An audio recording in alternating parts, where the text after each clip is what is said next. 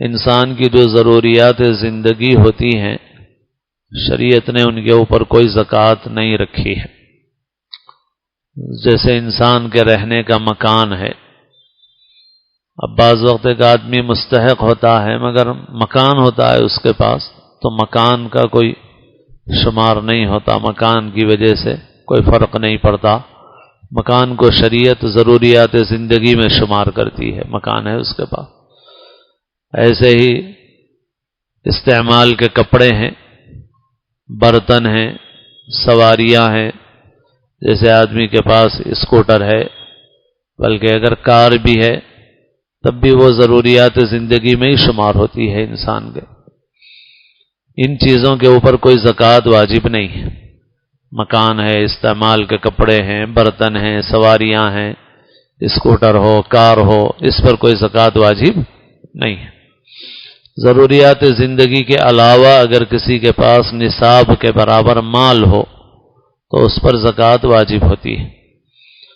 اب ضروریات زندگی کے علاوہ جو مال ہوگا سونے چاندی کی شکل میں ہو سکتا ہے، نقد کی شکل میں ہو سکتا ہے، مال تجارت کی شکل میں ہو سکتا ہے۔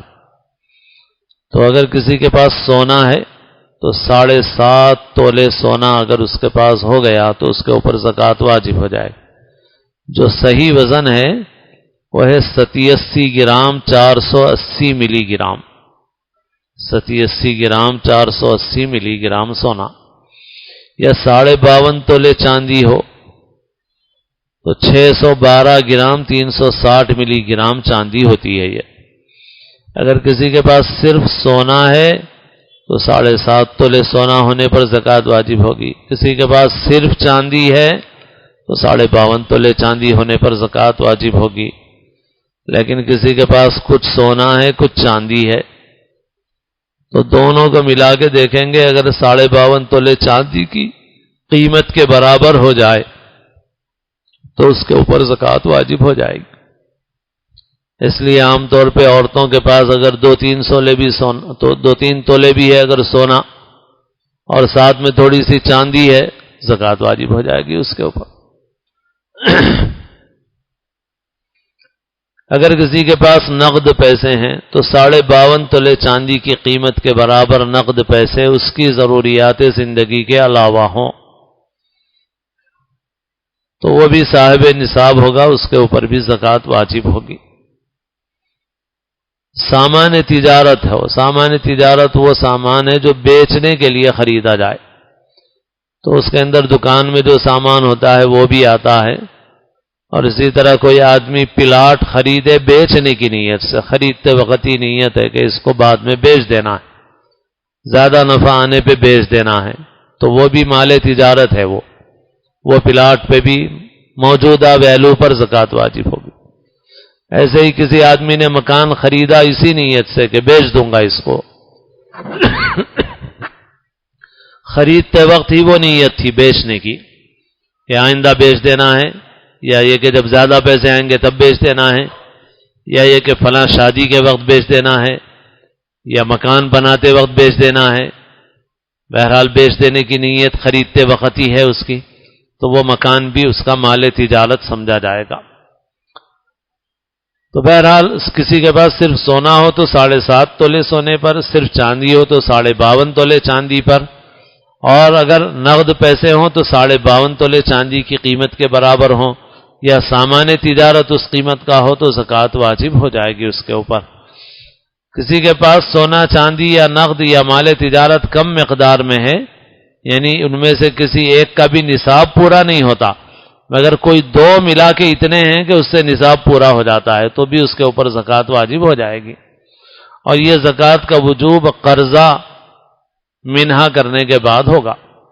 مثال کے طور پہ ایک آدمی کے پاس کچھ سونا ہے، کچھ چاندی ہے، کچھ نقد پیسے ہیں، کچھ دکان میں سامان ہے، لیکن قرضہ بھی دینا ہے، جیسے دکان میں پارٹیوں کو دینا ہے، آتے ہیں وصول کر لیتے ہیں، یا کسی سے ہاتھ بدل قرضہ لیا ہے، تو اب اس کو مائنس کریں گے، تو اس کو مائنس کرنے کے بعد کتنا ہے، جتنا ہے اگر وہ نصاب کے برابر ہے تو زکوٰۃ واجب ہوگی، اور اگر قرضہ اتنا زیادہ ہے کہ قرضہ نکالنے کے بعد جو بچتا ہے وہ نصاب کے برابر بھی نہیں ہوتا، تو اس کے اوپر کوئی زکوٰۃ واجب نہیں ہوگی.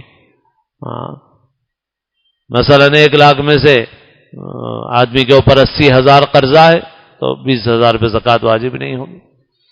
50,000 قرضہ ہے 1 لاکھ میں سے تو 50 نکال دو، باقی 50 کی زکوٰۃ دے دو، صرف 50,000 کی زکوٰۃ. البتہ کچھ قرضے ایسے ہیں جو بہت لمبی مدت کے قرضے ہوتے ہیں، اس کی تفصیل کتابوں میں دیکھیں، علماء سے معلوم کریں. جیسے ہوم لون لیا جاتا ہے، یعنی وہ تو سودی معاملہ ہے، اس کا جائز ناجائز ہونا ایک الگ مسئلہ ہے. لیکن جیسے کسی نے گھر کے لیے قرضہ لیا، وہ بہت لمبا رہتا ہے، 10-20 سال کا قرضہ رہتا ہے، تو اس میں سے صرف 1 سال کی قسطیں مائنس ہوتی ہیں، پورا مائنس نہیں ہوتا. ایسے ہی جو بڑے بڑے انڈسٹری چلانے والے ہیں وہ بڑی مقدار میں قرضہ لیتے ہیں، بعض وقت کروڑوں میں ہوتا ہے، بعض وقت ملینوں میں ہوتا ہے. 50 لاکھ لیا، 1 کروڑ لیا قرضہ، اور وہ بھی بہت لمبی مدت میں ادا ہونا رہتا ہے، تو اس میں بھی پورا قرضہ مائنس نہیں ہوتا. جو قرضہ مائنس ہوتا ہے وہ جو ہاتھ بدل لیا جائے، جس کا تقاضا دینا ہے جس کو، وہ قرضہ مائنس کیا جاتا ہے صرف. زکوٰۃ کا تعلق جو ہے، جس تاریخ کو آدمی صاحب نصاب بنا، ہر سال اس تاریخ کو اس کو حساب کرنا چاہیے. مثلا ایک آدمی ہے، میرے پاس کچھ بھی مال نہیں ہے، لیکن محرم کی 1 تاریخ کو میرے پاس مجھے نوکری مل گئی، یا کاروبار میں نفع ہو گیا، یا میراث میں مال مل گیا، یا شادی میں مل گیا جیسے لڑکیوں کو ملتا ہے، تو کسی بھی طریقے سے میرے پاس مال آ گیا. میرے پاس کچھ نہیں تھا، محرم کی 1 تاریخ کو کسی ذریعے سے، میری کمائی سے، میراث سے، تحفے سے، کسی ذریعے سے اتنا مال آیا کہ میں صاحب نصاب بن گیا. تو اب میری وہ محرم کی 1 تاریخ میری زکوٰۃ کی تاریخ ہے اصل. اب اس کے بعد وہی مال رہا میرے پاس، نصاب سے نیچے نہیں اترا، البتہ اوپر جو ہے، اوپر میں کمی زیادتی ہوتی رہی. اگر نصاب سے نیچے آ گیا تو حساب ختم ہے، پھر جب نصاب کا مالک بنے گا تب سے حساب شروع ہوگا. نصاب سے نیچے تو نہیں آیا، میرے کو ملے مثال کے طور پہ 1 لاکھ روپے ملے، اب بعد میں کبھی 80,000 رہے، کبھی 70,000 رہے، کبھی 1.5 لاکھ رہے، کبھی 2 لاکھ رہے، کبھی 4 لاکھ رہے. تو اب یہ بعد میں کتنا کم زیادہ ہو رہا کچھ بھی نہیں دیکھتے. آئندہ سال جب وہ تاریخ آتی مثال کے طور پہ 1 محرم، تو سال بھر میں نصاب کا مالک رہا یا نہیں رہا؟ میں سال بھر میں نصاب کا مالک رہا. اب یہ جو نصاب سے اوپر کے پیسے ہیں یہ کم زیادہ ہوتے رہے، تو یہ کم زیادہ کی کوئی فکر کرنے کی ضرورت نہیں ہے. اب 1 محرم ہے، آج کتنا ہے میرے پاس، جتنا ہے پورے کی زکوٰۃ دینا ہے. اب مثال کے طور پہ میں جب صاحب نصاب بنا تو 1 لاکھ روپے ملے تھے میرے کو، لیکن اگلے سال 1 محرم آئی تو میرے پاس 10 لاکھ روپے ہیں، تو میرے کو پورے 10 لاکھ کی زکوٰۃ دینا ہے. اس معاملے میں بہت لوگ غلط فہمی کا شکار ہیں، اور لوگ یہ سمجھتے ہیں کہ مال کے ہر حصے پہ سال گزرنا ضروری ہے. ایسا نہیں ہے، مال کے ہر حصے پہ سال کا گزرنا ضروری نہیں ہے. ایک بار صاحب نصاب بن گیا، اس کے بعد اس کو سال گزرنا ہے، لیکن پھر اس کے پاس صاحب نصاب سے نیچے نہیں اترا اور اوپر بڑھتا رہا مال اس کا، تو اب جب آئندہ تاریخ آئے گی تو اس تاریخ کو جتنا رہے گا، 10 لاکھ رہے گا تو 10 لاکھ کی دے گا زکوٰۃ، 50 لاکھ رہے گا تو 50 لاکھ کی زکوٰۃ دے گا. 1 دن پہلے پیسے آئے تو ان کی بھی زکوٰۃ دے گا. بہت سے لوگ پوچھتے ہیں، عورتیں پوچھتی ہیں کہ یہ سونا خرید کے 1 سال نہیں ہوا، یہ پیسے آ کے 1 سال نہیں ہوا، تو یہ مسئلے کو نہ سمجھنے کی وجہ سے ہے. آپ صاحب نصاب چلے آ رہے ہیں، آج آپ کے زکوٰۃ کی ادائیگی کی تاریخ ہے، تو آج کی تاریخ کو آپ کے پاس جتنا ہے آپ حساب کریں، پورے کے پورے کی زکوٰۃ آپ ادا کریں گے.